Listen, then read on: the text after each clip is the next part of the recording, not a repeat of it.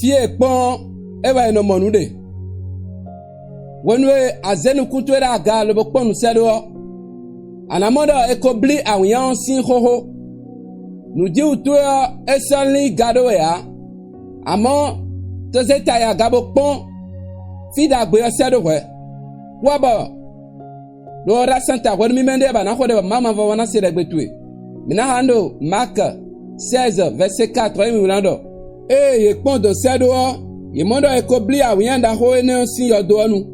De wa ye mo wen sagun letro lo a. Amo bono ya pon fida gbe do na pon Iwa mo wen sagun sedo. Fie ye pon ewa no monu sedo de. Besi egbe kwenu ana ponu sedo asina mo ali glon wen le do ali tueji alo Jésus Christ in come. Wonu ado uvede megbon tagbade megbon yo. Mono pon tagba kere sedo, amono pon sion lo mo sedo. Tagba na te klogbon debuwo. Zenu ku ma uton lo boze pon ena. Anamondo ena bli awuyan sin we do Jésus Christ in come.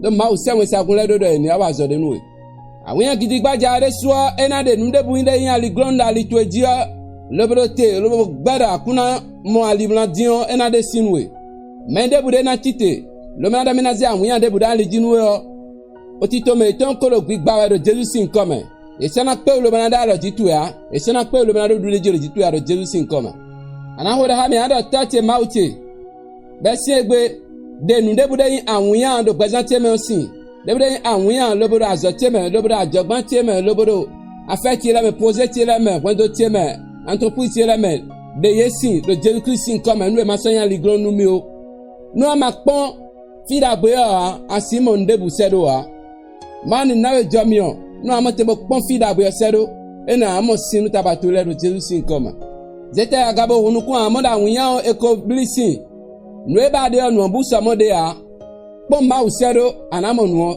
zai hatoro ma uji lo bo pon fi ese tutu amo sinu tabatule abonde kwade nse no ra santa ton lo no e ho ba ho tegba anamo de ho le nkoton partager de lo ha no zo tule ma ni wa da gbenu e amen.